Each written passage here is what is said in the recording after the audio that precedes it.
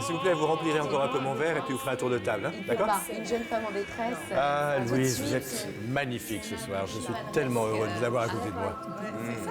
Ah, bon, ça y est, je décroche. C'est vrai?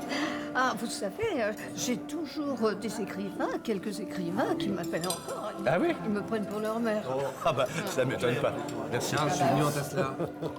Vivement qu'elle conduit toute seule et pareil pour se garer. Ah ouais, mais alors ça marche bien, il y a une autonomie de combien avec ça? T'as 450. Je suis allé. C'est magnifique. J'ai une très bonne relation avec mon homologue américain. Ça t'entend pas un gouvernement facile. Non, c'est pas un gouvernement facile. Ouais, j'ai déjà fait une histoire là. Ah bah eux, ils vont très bien. C'est nous qui trompons. Ils sont en pleine crise d'ado. Ah, ça, ouais. Ah, c'est le moins qu'on puisse dire. Ah oui, c'est pas facile à cet âge-là.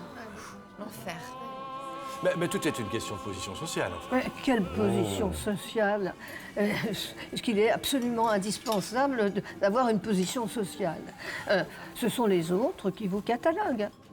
Mais nous sommes les esclaves de notre image, ma chérie. Mais vous pouvez tout vous permettre.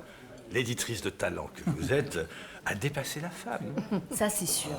Il y a des métiers comme ça qui font un peu rêver, comme le milieu artistique, et je trouve que c'est plus compliqué d'y attribuer une appartenance sociale. Mais heureusement, ça permet des transversalités. Oui, mais par contre, si t'es pas capable de t'adapter à n'importe quel milieu, bah du coup, c'est fini. Tu peux pas. Ah, Tant pis, c'est bon, oui, c'est terminé. Je peux vous dire que j'ai rencontré des écrivains qui ressemblaient à des SDF. C'était de véritables aristocrates, et vice-versa. Oui, mais on n'échappe pas à son milieu social. Il détermine ce que l'on est ou ce que l'on aime. Après, on peut toujours se donner un genre, une posture. Ouais, comme on n'échappe pas à son rôle, enfin le rôle dans lequel on nous met ou dans lequel on se met. Ah oui, c'est eux qui vont nous faire la leçon sur la position Non, en sociale. même temps, c'est un rôle qui nous va bien, hein, tant que les enfants sont à la maison. Et puis une fois qu'ils grandissent, qu'ils nous échappent, eh bien, il faut se trouver un nouveau rôle. Oui, mais si un rôle ne nous intéresse pas, c'est à nous de ne pas le jouer, en fait. Enfin, ça dépend que de nous, hein. Ça nous échappe, c'est ce qu'on dit. Oui, mais alors, le niveau social, il nous est donné dès le début, c'est sûr, il change pas. La vie, elle est injuste, alors il faut trouver des petits passages d'un niveau à l'autre. C'est On vrai. fait des passages, mais ça, il y a des lieux qui existent pour faciliter cette transversalité. Les musées, par exemple. Nous, les institutions muséales, on fait beaucoup pour ouvrir nos portes et donner l'accès à la culture au plus grand nombre. À donner l'accès au plus grand nombre, ça, Oui, moi, oui. je trouve ça primordial. Moi Vous aussi, avez très raison, Gabriel, que c'est absolument. important de casser les codes de la société, qu'il faut être ouvert, mais que ça demande une grande liberté de l'esprit et que c'est pas facile. Mais aujourd'hui, je vous le demande, qu'est-ce que c'est que d'être libre? Poupou, on te pose la question. Oh, Hubert, ce chien sur les genoux, ça ne fait pas. On trouve l'amour où on peut. Louise. Est-ce qu'on peut se sentir entièrement libre?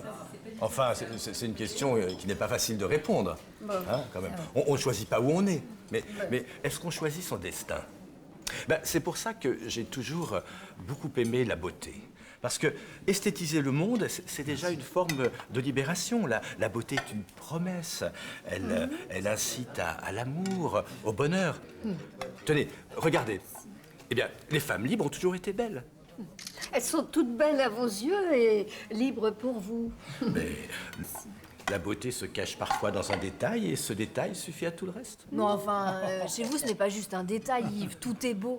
Vous avez vraiment un goût extraordinaire. Mais je vois que ça me rassure. Voilà. Je suis d'accord. Ah, vous avez peur de la mort. Pas quand je suis bien entouré. Oh, celle-là, plus elle tarde à venir, mieux on se porte. Laissez-la où elle est. En même temps, ma chère Louise, sans elle, vous n'auriez pas fait tout ce que vous avez fait. Faut être pressé pour agir. Ça, ce n'est pas faux. Si on n'a pas vu la vie d'un être cher partir, on n'a pas vu la vie.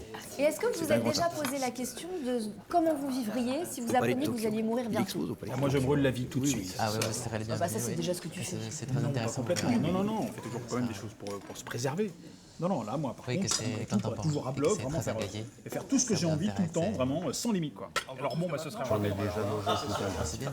Ouais, mais moi, je trouve ça fun. Pourquoi est-ce qu'on vit pas comme ça? Parce qu'on est déjà dépassé par le temps. Ce serait une compétition effroyable. Il faudrait toujours faire plus et plus. Ouais, C'est vrai qu'on est dépassé par le temps, qu'on n'a plus le temps. C'est vrai. On prend plus le temps, ça c'est vrai. Robert, tout le monde n'a pas une gouvernante ou une nounou à domicile, ni un chef cuisinier. Hein.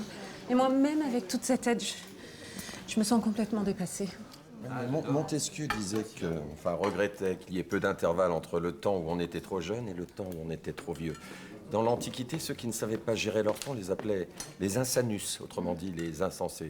Aujourd'hui, On parle, avec la nouvelle technologie, de l'accélération du temps, mais vous voyez, ça a toujours existé. Ouais, mais on aurait pu penser qu'on serait arrivé à se libérer du temps. En fait, il n'y a pas de désir de lenteur. Le temps gagné est tout de suite réinvesti. Si le TGV ou l'avion nous permet d'aller plus vite, c'est pas pour prendre plus de temps, mais c'est pour l'investir à nouveau efficacement. Ce n'est qu'un fil tendu. Le temps gagné n'est qu'un fil tendu. Écoutez. Et comme le dit notre ministre, nous sommes de mauvais gestionnaires de notre temps. En fait, il faut marcher plus, faire plus de méditation, profiter. Oui, t'as raison, on est pris par une logique de progrès que certains intellos, pardon Gabriel, appellent la tyrannie de la modernisation. Pardon, Gabriel, c'est facile, c'est très facile, Arnaud. Attendez. Mais quoi qu'on en pense, la modernité appelle forcément la croissance, l'innovation, l'accélération. Un chef d'entreprise est forcément pris dans une dynamique, une efficacité. C'est pareil en politique, mon cher ministre. Un peu. Oui, et en art, Alberto, en art, c'est pareil aussi. On n'échappe pas au rythme mondial, non. On n'échappe pas. Sinon, on dépose les valises. Et pourquoi on refuserait pas la vitesse, tout simplement? oui. Mais c'est nous, hein. On s'oblige en permanence à accélérer, toujours, tout le temps. Bon, alors, forcément, on a remplacé Dieu par le progrès, donc... Je mettrai Dieu de côté, mais pour le reste, c'est vrai qu'on n'est pas loin d'atteindre le cercle vicieux. Mais oui, m'appelle Gabriel. C'est nous qui nous obligeons à accélérer. Enfin, c'est le rêve de l'homme. Tout ce que l'homme inventera, il le construira. Il est simplement poussé par sa nature. Il lui faut toujours dépasser ses limites, aller plus loin, il lui faut se transcender. Sinon, il s'ennuie, ma belle Gabrielle. Alors, c'est là la raison de sa survie. Hein, on ne peut pas arrêter cette course folle. C'est toute la curiosité humaine. Destructeur et génie en même temps. Je suis d'accord, mais à ce moment-là, il faudrait accepter de réduire la vitesse de l'évolution sociale. Et qui a envie de ça? Engager une décroissance? Engager une décroissance? Non mais attendez, c'est vous qui parlez d'évolution? Oui. C'est très drôle. Non, bah, moi, parce que personnellement, je sais pas comment dans une société où la pauvreté a jamais été aussi forte, avec une fracture sociale qui a jamais été aussi importante, un gap qui cesse de s'agrandir entre les riches et les pauvres, avec une démographie qui est super inquiétante, comment on peut parler d'évolution? Enfin, je veux dire, c'est... Tout à fait d'accord, Gabriel. C'est vrai ce que vous dites, oui. D'ailleurs, j'ai vu un documentaire il y a pas longtemps sur la surpopulation et l'immigration, et je peux vous dire que ça fait vraiment froid dans le dos. C'est un sujet sensible, hein? Complètement cynique ce qui se passe. On donne de l'argent aux pays sous-développés et en fait on ne fait que leur prendre leur jeunesse et leur classe intellectuelle. On crée une classe moyenne qui n'a qu'envie c'est de fuir et pour nous ça va être une véritable invasion. C'est ce qu'on nous indique. Hein. Alors qu'est-ce qu'on peut faire? Moi je travaille dans de nombreuses associations caritatives et je me demande vraiment aujourd'hui à quoi ça sert. Mais c'est tout à votre honneur. Vous êtes remarquable, Elisabeth. Hein, c'est formidable ce qu'elle fait. On peut l'applaudir. Non mais bravo Elisabeth, mais c'est vrai qu'on a l'impression que quand même... Ça... Allez-y. Mais s'il suffisait de donner de l'argent pour que tous les problèmes du monde soient résolus, ça se saurait. Justement, on a bien l'impression que les pays riches, ça les arrange qu'il y ait une partie du monde qui reste dans la pauvreté. Ah mais ça, c'est des propos qui n'engagent que toi, Gabriel, je vais te dire. Absolument. Non. Je pense que devant le représentant de l'autorité, on ne se permettrait pas ce genre de choses. Même si, bon, le cynisme révèle certainement une part de vérité. N'est-ce pas, monsieur le ministre? En même temps, si on écoute les médias, il y a de quoi s'inquiéter. C'est pas la bonne nouvelle qui fait l'actu. Le monde en paix depuis 40 ans, ça fait pas l'audimat. Soit on ne fait rien et on est taxé de lâche ou de flemmard, soit on regarde les vraies statistiques en face et on s'aperçoit que tout s'améliore. L'espérance de vie plus élevée, la violence en baisse. La pauvreté aussi. La pauvreté aussi. La pauvreté aussi. On sait très bien que la pauvreté augmente. On sait très bien que la pauvreté augmente. Les inégalités aussi. Ce fossé aujourd'hui, il est incroyable. Excusez-moi Arnaud, mais tous les analystes le disent. J'invente rien. Rien du tout. Sauf si on s'informe sur les chaînes d'infos continues. Oh. Voilà, non, mais voilà, on ne doit pas s'informer exactement au même endroit. Ah bon? Non, il ne faut pas tout confondre. Tout ne peut pas être vulgarisé. D'accord. N'est-ce pas? Jean Ziegler, Thomas Piketty, je pense qu'ils maîtrisent leur sujet, Arnaud. Non, ils maîtrisent leurs chiffres, mais l'interprétation est totalement idéologique. Ah bah ça c'est vous qui me dites. Oui, c'est une interprétation de votre part. Pinker, oui, l'un des personnages les plus influents dans le monde, l'un des 100 personnages les plus influents dans le monde, ou Hans Rosling et bien d'autres, tous des cerveaux qui sont tous d'accord pour parler d'amélioration. Très bien, très bien. Ben nous, avec nos petits cerveaux à nous, on peut pas s'empêcher de... On peut pas se contenter de ce qui se passe aujourd'hui dans le monde. Excusez-moi, voilà, moi, je ne peux pas accepter ça. Non, ce n'est pas ce que je dis. Faut juste pas laisser plus de place à l'émotion qu'à la raison. Oh, c'est très facile, tout de suite. Alors, vous allez dire parce que je suis une femme, je m'emballe. Non, mais n'importe quoi. Je vous laisse responsable de vos propos, Gabriel. Vous êtes magnifique quand vous vous emballez. Merci, merci. Moquez-vous, très cher. Moquez-vous, ouais, d'accord. Non, pour moi, aujourd'hui, il faut agir. C'est très important. En tout cas, ça, c'est mon engagement. On ne peut pas attendre que les choses se passent comme ça. Qu'est-ce qu'elle est conne, cette fille. Je ne supporte pas. C'est bien d'être Les avis différents, puis échanger, c'est pas... Non, mais très bien, mais je peux pas être juste fataliste. Enfin, on se trompe sur le progrès. C'est l'hémorragie. Il faut qu'on arrête cette hémorragie. C'est pas possible. Écoutez, moi, par exemple, je n'aurai pas d'enfant. C'est un choix. Je fais partie du mouvement des Jinx, des Green Inclination No tant Kids. mieux. Et tant mieux. Écoutez, excusez-moi, mais ça n'a rien à Donc, voir. vous êtes pas tellement concerné, hein. Non, si un jour j'en veux, eh bien j'en adopterai. C'est un choix personnel. Il y a un moment donné, il faut agir. Hein. On n'a plus le choix aujourd'hui. Soit on veut sauver notre planète, soit eh bien on baisse les bras. Et ça, c'est sûr que c'est beaucoup plus facile. Eh ben, je suis tout à fait d'accord avec vous. Merci. C'est quand même très dur de s'imaginer sans enfant, de décider de ne pas en avoir. Mais c'est vrai que je reconnais qu'aujourd'hui, il y a une sorte de conscience qui émerge et ça, c'est important. Malheureusement, je ne pense pas que ça nous donne de solution pour la suite. Et au fait, Arnaud, j'ai appris que tu as racheté ta boîte. T'es au courant? Ouais. Ouais, on fait un management buyout. Et ça sent bon le cash, mon pote. Bah, good for you. Mais alors, du coup, vous devez rajouter beaucoup d'equity, non? Non, tu plaisantes. On leverage à donf. On a négocié un bridge et puis on lève plein de seniors et de mezzanine. Never pay in catch, je veux dire. Bah oui, bien sûr. Mais alors après, du coup, le business plan, qu'est-ce que ça donne? Béton. Hein. On burnerait à mort en downscalant les OPEX. Et là, ça passe tranquille. Bah c'est bien ça. Et alors après, vous faites un tour de funding ou comment ça se passe? Oui, bien sûr. Non, mais de quoi vous parlez là? C'est quoi là? Vous parlez de quoi là? Mon cher Hubert, Non, mais ça nous dépasse, on s'en fout, de toute façon. on doit se résoudre à écouter. Mais j'écoute, mais je ne comprends rien. Oui, mais ça, c'est pas d'aujourd'hui. Tout va définitivement trop vite. Alors figure-toi, en parlant de vendre sa boîte, que l'autre soir on était à un dîner et un ami de Charles nous racontait qu'il avait voulu s'offrir une nouvelle vie. Oui. Voilà, alors il faut quand même dire qu'il avait mis 200 000 euros dans une start-up et que 9 ans plus tard, il en avait 50 millions. Pas mal. Oh là là, la start-up s'appelait WeChat. Hein. Ah bah d'accord. Voilà. Alors, il a largué sa femme. Oui. On en connaît d'autres. Ça me rappelle quelqu'un. Voilà. Et donc, il en est dingue. Et il nous a raconté un truc qui va te faire rire. Elle fait du yoga. Et elle a appris à comprimer son périnée. Oui, elle lui fait le coup de la foufoune aspirante. Et il en est dingue, mais dingue. Et elle le plume à mort. Et alors, le pire, c'est qu'il en est complètement conscient, mais complètement accro. Ah bah je serais pareil. Ça lui pose aucun souci. Alors, moi, j'ai beau m'entraîner, Ah bon? j'ai un peu du mal. Je n'arrive pas. À la foufoune aspirante. Foufoune aspirante. Ah, mais c'est très imagé. Hein. On visualise très bien. C'est génial. Hubert, lâche ton chien. Écoute. Vous allez vous mettre au yoga, ma chère Louise. Pourquoi pas? On sait jamais. Oui, vous allez faire des découvertes. Et pour toi, Vous apprenez beaucoup ce soir. Comment au Grand Palais? Là, on conforte une politique que nous avons mise en place depuis quelques années. Hein, tu sais, il faut mutualiser maintenant. On n'a plus le choix. Alors, on se met d'accord avec nos partenaires, les musées de Hambourg, de Vienne, de New York, pour un artiste qui nous plaît à tous. Tout à fait, j'avais vu ton exposition d'Andy Warhol. Ah bah oui, tu étais... Magnifique.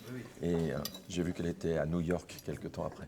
En même temps, j'imagine que c'est la seule solution, parce qu'une exposition comme ça doit coûter horriblement cher. Et évidemment, les musées ne peuvent pas suivre, donc... Oui, mais moi, ce que je trouve vraiment dommage, c'est que le choix s'oriente forcément vers des artistes très consensuels, pour faire l'unanimité.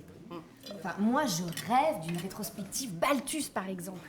Mais je suis sûre que les musées oseront jamais. Vous imaginez ce peintre dont on accuse la sexualisation de l'enfant? Impossible. Mais d'ailleurs, Arnaud, là, ta photo d'Hamilton avec cette adolescente un peu suggestive, il me semble que c'est pas le meilleur investissement que t'aies fait.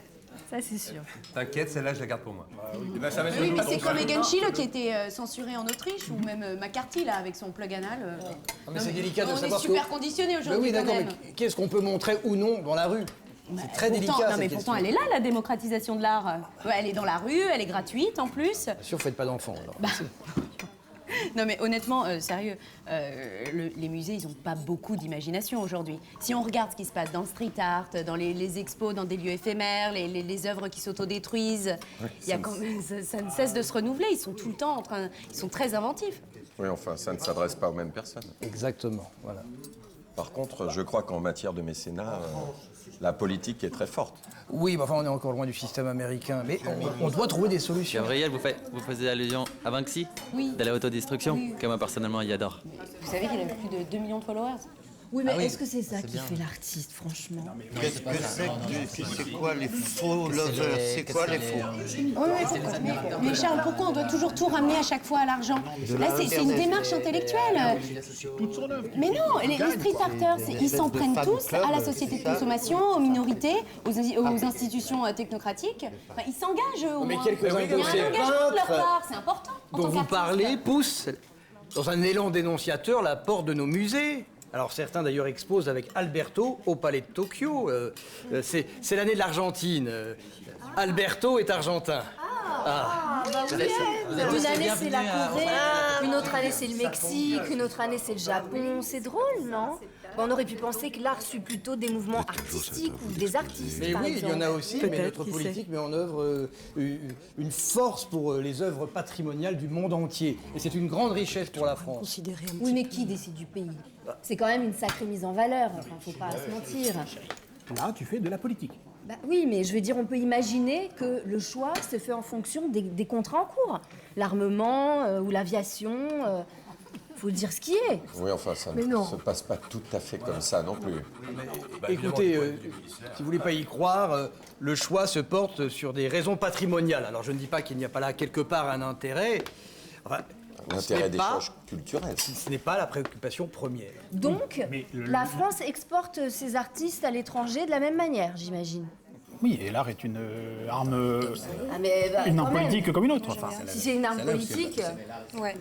Tiens, il y aurait un petit fond de complexe français. La France, c'est la poésie. Elle invente l'impressionnisme, elle invente la photographie, elle invente le surréalisme. La France est remplie de génies créateurs. Mais on dirait que la vieille dame est complexée. Non, Yves, je ne peux pas vous laisser dire cela. Non, Yves, non. On fait beaucoup pour nos artistes. Oui. Ah ben, souvenez-vous de cette magnifique rétrospective Soulage, à Beaubourg, pour ses 90 ans. C'est vrai. Et Louise Bourgeois a eu le droit à la sienne à Beaubourg. Elle avait 94 ans.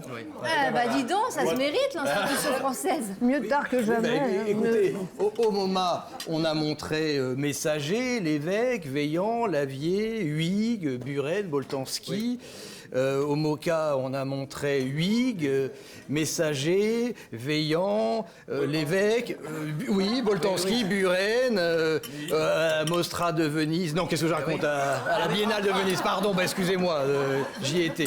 Oui. Non, on a montré également tous ces artistes formidables qui représentent la France. Voilà, Messager, Lévesque. Mais bien entendu. Vaillant, Lavier. Mais que ce sont des grands artistes, mais oui. Vous avez Toujours oublié les Paul mêmes. Thomas. Toujours les mêmes. Toujours les Boltanski, mêmes. Buren, oui, toujours les mêmes. Ce sont des grands artistes, Mais- c'est ça, mais- exactement, qui représentent quand même notre époque. Il faut qu'il y ait un renouveau à un moment donné. Et moi, il y a sûr qui s'est passé.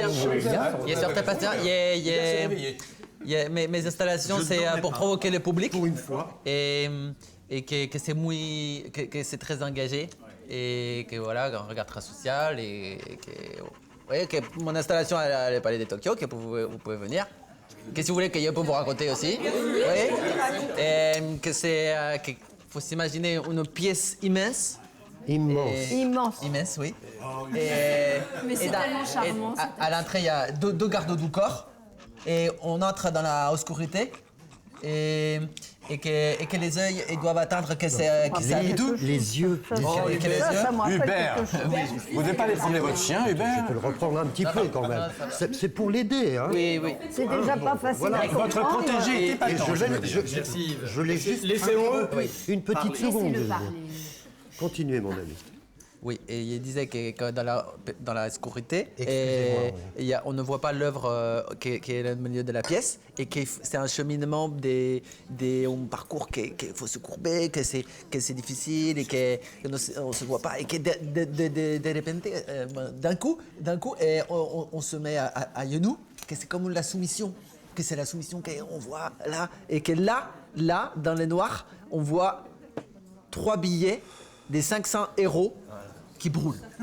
Ah ouais. Ouais. Ah ben là, le message est clair. Le cash, c'est fini pour les artistes, c'est terminé. Ah ouais, mais moi je trouve ça super osé. Ils vont les Non, supprimer. c'est un vrai Les billets de acte 500 politique. euros vont Oui, être mais c'est un supprimés. vrai acte politique, quoi. Je veux dire, brûler Oui, c'est de très l'argent ingaillé. aux Oui. yeux de tous, Oui, que c'est courageux, c'est dénonciateur. Non, ça me plaît, frère. On ira voir. Oui, c'est fort. Et alors, vous les changez à quelle fréquence, du coup, les billets? Ah oui, ça doit... Quel est le budget pour Oui, c'est ça. Oui, c'est que c'est un fake. Hein. C'est une question importante. Oui, que c'est un hologramme. Hein. Oh, bah non, alors. Oui, non, mais que c'est pas de vrais feux. Que c'est pas des vrais billets non plus. Non, mais chérie, c'est un acte Oui, politique. mais que ça s'arrête pas de brûler. Mais tu voulais Ça pas que ce s'arrête soit pas en de brûler. fait, quand même. Mais non, mais c'est un message, c'est un symbole. Mais voilà, c'est un symbole, peu importe que le billet brûle, enfin. Voyez. Ce qui est intéressant dans la démarche d'Alberto, hein, c'est de conduire le regardeur jusqu'à prendre conscience de ce qu'il se passe. Voilà. Alors il nous met dans une relation intime avec ses billets de banque.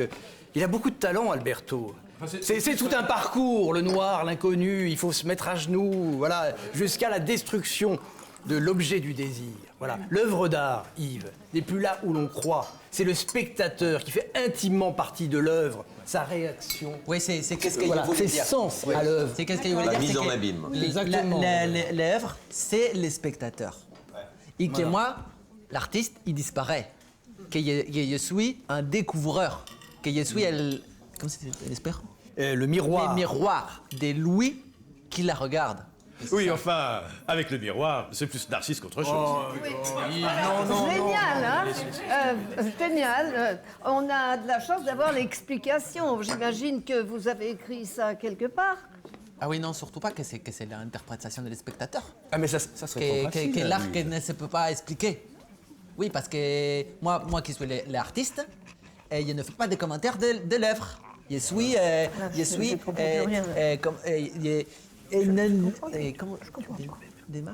Démarche. Que c'est démarche intellectuelle. Voilà, c'est ça. oui, Voilà.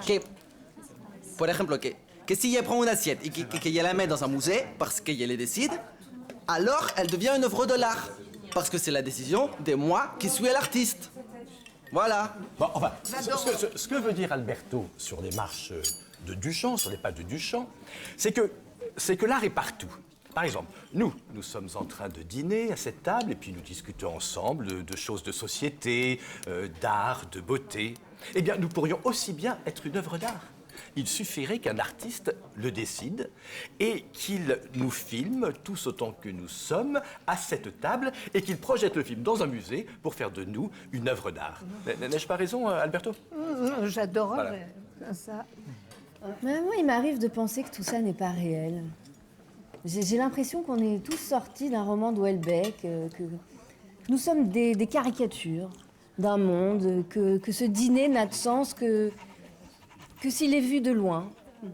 Et alors, vous l'avez lu, son dernier livre? Parce que tout le monde en parle, ça fait un succès incroyable. C'est un bon écrivain, à votre avis? Elle est canon, cette petite Gabrielle. Dire que je l'ai vu naître. C'est pas mal, ces filles qui ont du caractère. Un peu rebelles, utopistes. Elle doit savoir ce qu'elle veut, elle. Peut-être quelque chose. Elle devient de plus en plus sexy, ma petite bourgeoise qui défend toutes les causes du monde. Oh, dis donc, qu'est-ce qu'elle s'enfile comme médicament, la femme du ministre. Je sais pas ce qu'elle prend, mais ça a l'air costaud. Ah, et puis la bimbo russe, là. Mais il est chiant, Arnaud nous en ramener une nouvelle à chaque fois. On sait même pas comment elle s'appelle. Personne lui parle. Sûr qu'elle parle français, d'ailleurs. Elle est plantée sur son téléphone depuis le début, comme une vraie ado. Я знаю, что вы обо мне думаете. Я прекрасно знаю, кто я и что я здесь делаю. Pardon, j'ai pas compris. J'ai dit que je sais très bien qu'est-ce que vous pensez de moi. Vous êtes qui pour me juger? Je sais très bien qui je suis et qu'est-ce que je fais ici. Ah, mais pourquoi vous me dites ça? Moi, j'ai rien dit. Yves, j'ai dit quelque chose? Moi, pourquoi vous me dites ça? Qu'est-ce qu'il y a, Aliénor? Ça va pas ou quoi? Mais j'ai rien dit à la fin. Qu'est-ce que tu lui as dit? Mais je ne lui ai rien dit. Je sais pas. Rien dit. Ah non, c'est pas... C'est-à-dire qu'elle ne parle pas et puis tout d'un coup, elle nous agresse. Oui. Elle parle en russe. Les ailes chargées de grenades. Oui, on n'a pas entendu Natalia, hein Oula, bah non, elle est occupée à autre chose, je crois. Svetlana. Pas la bouche pleine. J'y crois pas. Quelle exhibition. Ils ont du toupet quand même, hein, ceux-là. Sans gêne. Tout le monde les regarde. Ah non, non, pas du tout. Au contraire, ça m'intéresse. Je suis désolée d'être sur mon portable tout le temps comme ça. Elle bosse énormément, la petite. C'est pas grave. Peut-être. Oui, elle a beaucoup de talent. Et puis, l'air de rien, elle est en train de me rattraper sur la balot de sa boîte. Elle tient un blog qui cartonne, avec plus d'1 million de followers. Oui, parce qu'en fait, je suis sur 4 territoires en même temps. La Russie, la France, les États-Unis et la Chine. J'ai une grande visibilité. De l'art de vivre en live. Ah oui? On va être célèbre alors? Je raconte ce que je fais, ce que je vois, les événements, les lieux tendances. C'est glamour, c'est VIP.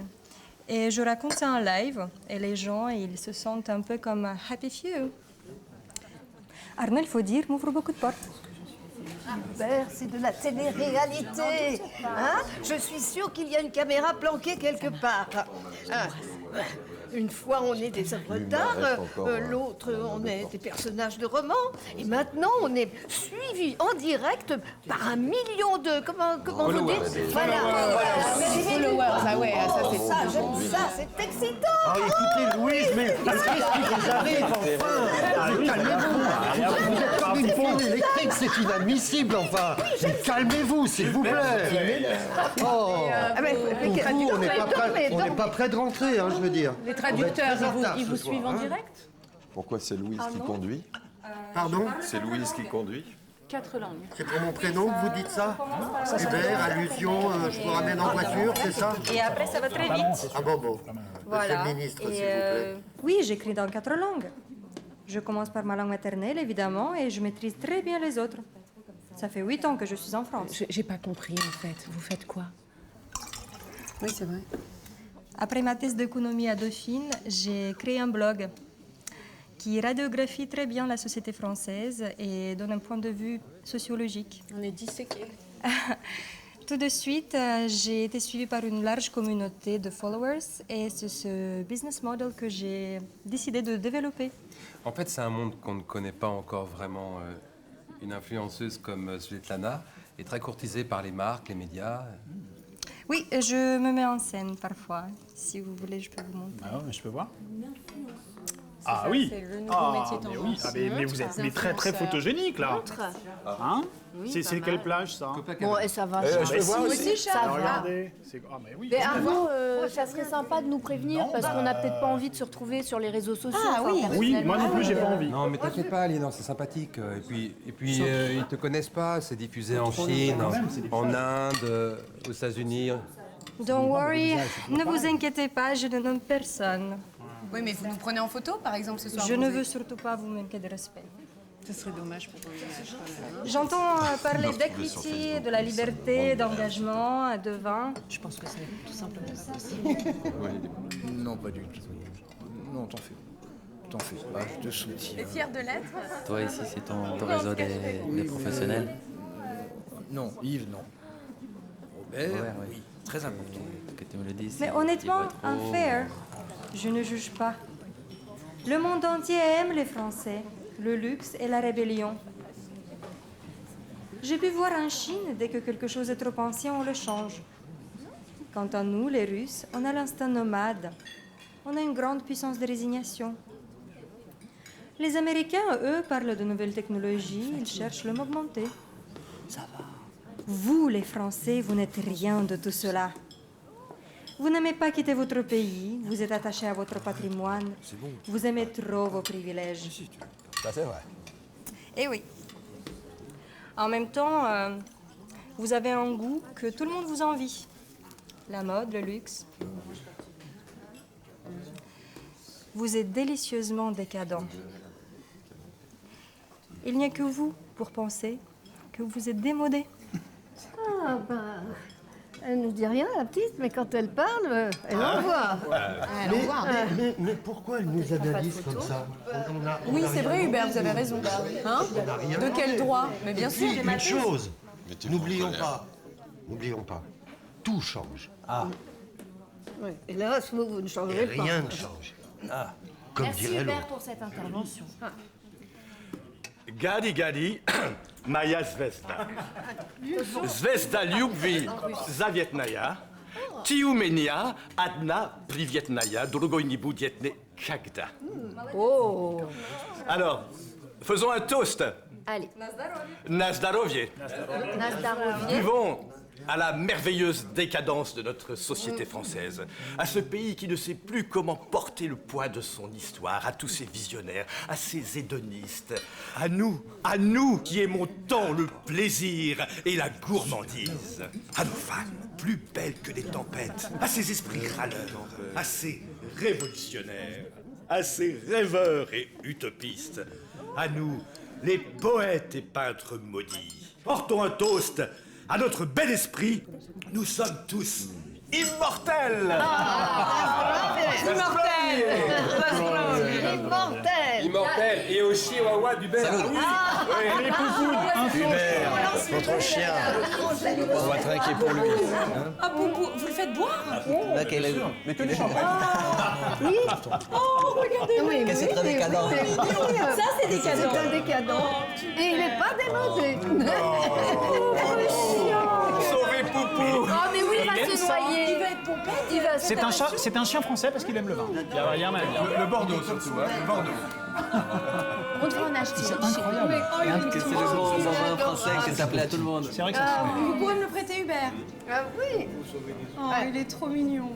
C'est notre chien. C'est plutôt le mien, cher Louis. Oh, oui, Et c'est pour ça d'accord. que moi je veux pas de chien parce qu'il y a toujours une bataille. Il est à qui, il est à l'autre. À moi. Et rien Comme il est à un toi. problème, comme les enfants. Ouais, bah c'est ça, bien sûr. Quelle Toujours, hein. soirée. Mon petit Poupou, on va peut-être y aller, hein. Comité restreint. Si on passait au salon. Oui. Très bonne idée. Yves, où sont les toilettes, s'il vous plaît? Ils sont quatrième porte à gauche. Merci beaucoup. Et vous, Yves, vous croyez en Dieu? Oratis